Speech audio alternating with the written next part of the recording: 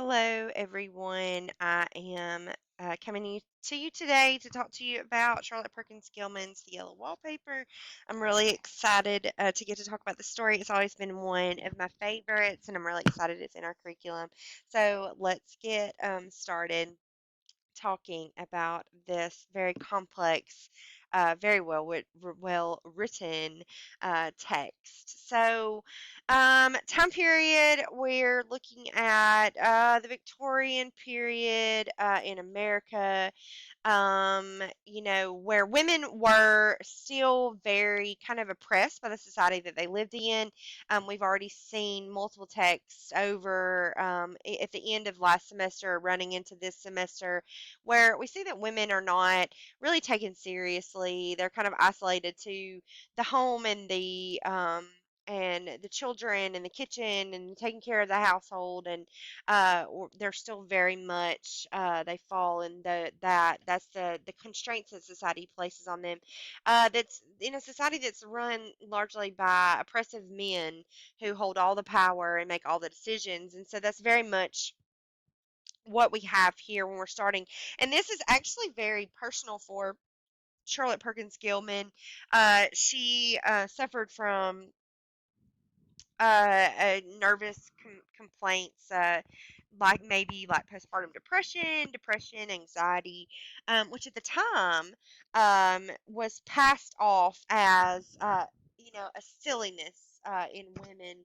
It wasn't taken seriously as a true ailment. It fell under the umbrella of hysteria. Everything, nervousness, excitability, anxiety, depression, postpartum depression, which they didn't know that much about, were common women complaints that kind of fell under the diagnosis of hysteria. And Charlotte Perkins Gilman was diagnosed with hysteria as well, and she had to take the rest cure, which we'll talk a little bit about a little bit later.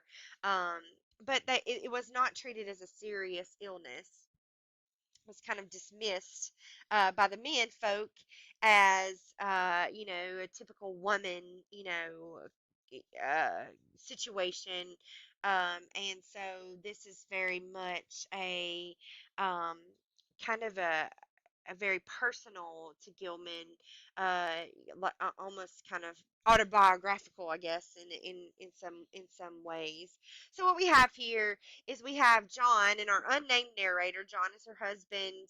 He's a doctor, and she has been diagnosed with a temporary nervous depression, a slight hysterical tendency. And so John, in all his doctorly wisdom, has decided that in order to treat her, the best treatment for her would be to take her away from her home, her family, her friends, everything, and remove her to the countryside, where she will have little to stimulate and excite her, in hopes to get her better. It could have been that he just wanted to get her away, save himself the embarrassment with her not, in their home, try to get her better, help her get a hold of herself, and before he brought her back home. And so she's been denied every bit of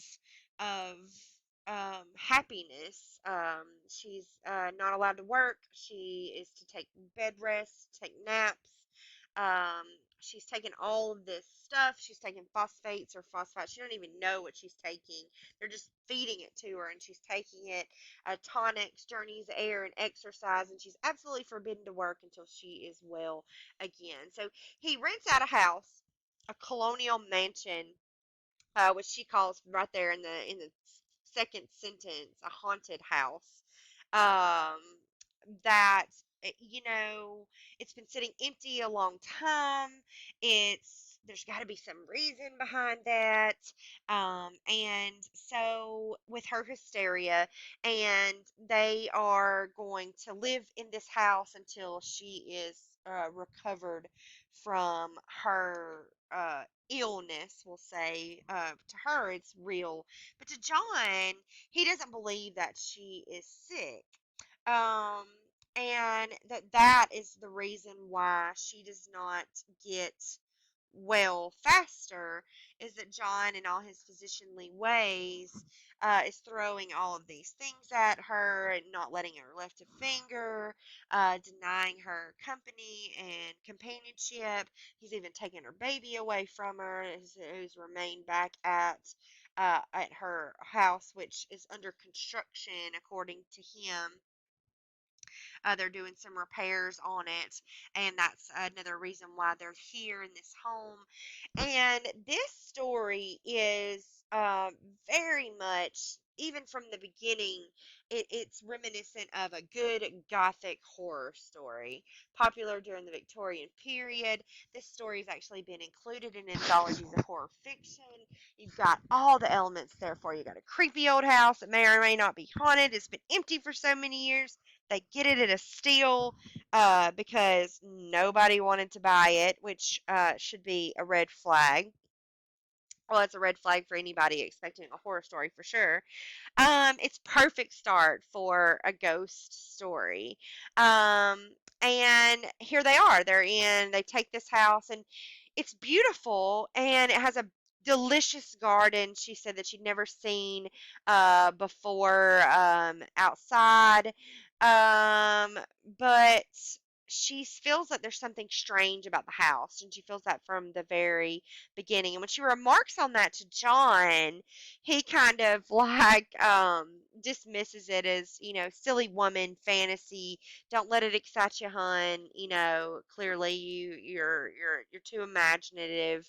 And so every time she talks about John, I want you to imagine that she says what she says about him with sarcasm, because that's exactly what we're dealing with. We have an oppressive husband who thinks he knows what's best. He's force feeding his wife all of these medications and prescriptions and not letting her get up, not letting her see her kid, not letting her be around anyone.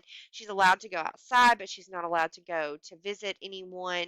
But he's very careful and loving. Um, so she's there to have all the perfect rest and all the air she could and get her appetite back and exercise and this is all for your own good, right? So at the top of the house, there's this huge airy room.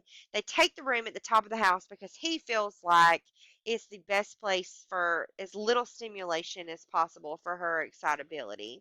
And she suspects that it was a nursery and then a playroom because the one windows are barred for little children so they can't get out, and there are rings and things that they climb on the walls, and then the wallpaper has been torn in places and the kids have marked on the floors and marked on it, and so it was definitely a place where children used to live and spend a great deal of time.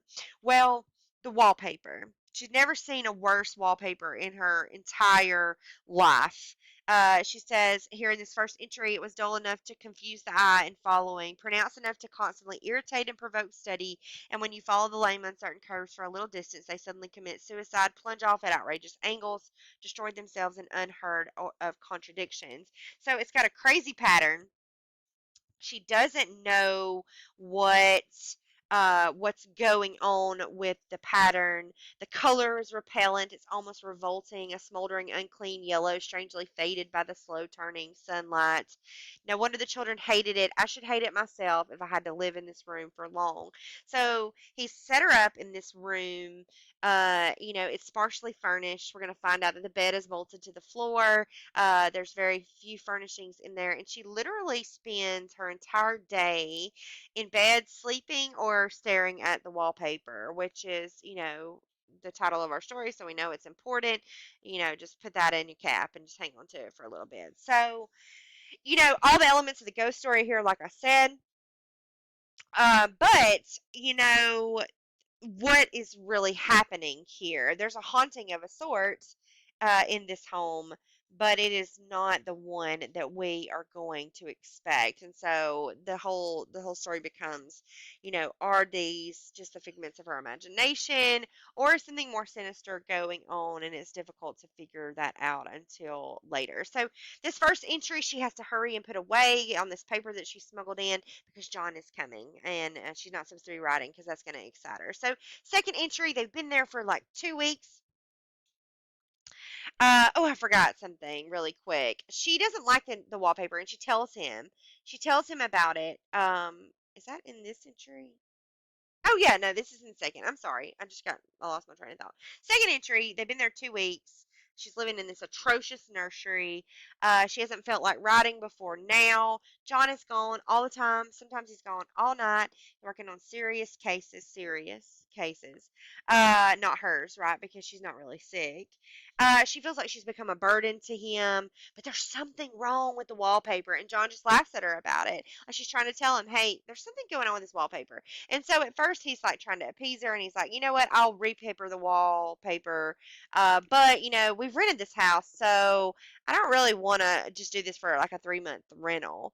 And she's like, well, can we move downstairs? And he calls her a blessed little goose, you silly little girl, talking to her really condescendingly, which, totally sets up their entire relationship. He does not treat her or take anything about her seriously.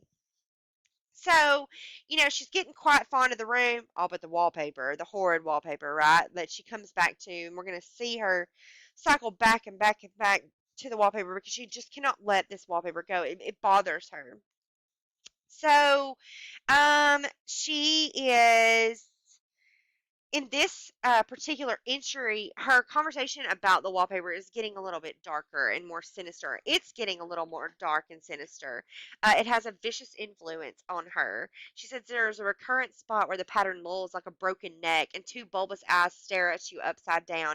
I get positively angry with the impertinence of it and the everlastingness. Up and down and sideways they crawl, and those absurd, unblinking eyes are everywhere. There is one place where the two breadths didn't match, and the eyes go all up and down the line, one a little higher than the other.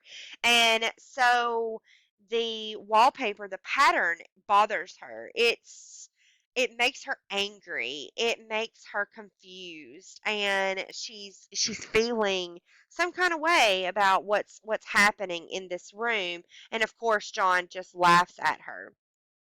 And then she talks a little bit about the rest of the room, and then she talks about the outside, and she talks about her sister-in-law, and then we're back to the wallpaper. The wallpaper has a sub-pattern in a different shade, a particularly irritating one, for you can only see it in certain lights and not clearly then, but in the places where it isn't faded and where the sun is just so, I can see a strange, provoking, formless sort of figure that seems to skulk about behind that silly and conspicuous front design.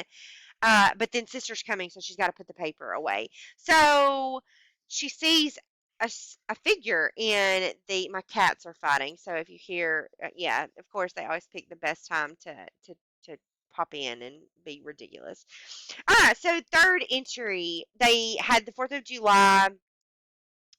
They've had company in the house. John thought it might do her some good, so they had her mother and the children down for a week. But she didn't lift a finger because Jenny takes care. Her sister-in-law takes care of everything now. John says if I don't pick up faster, we'll have to. He shall send me to Wire Mitchell in the fall. So Silas Wire Mitchell was the famous creator of the rest cure, which I'll talk about a little bit later. If she doesn't get better, he's going to go. He's going to send her to another doctor who is worse in his treatment than he is. Okay, so she says, I'm getting dreadfully fretful and querulous. Her condition is starting to worsen. She says, I cry at nothing and cry most of the time, but she doesn't do it when John or anybody else is around. And she says, and she's alone a great deal of the time now. So she walks. And then we're back to the wallpaper. I'm getting really fond of the room in spite of the wallpaper. Perhaps because of the wallpaper, it dwells in my mind so. She lies here on the immovable bed, and then she is trying to figure out the pattern in the wallpaper. It's a pointless pattern. She's trying to figure it out. She's obsessed to make sense of it. She needs to make sense of it.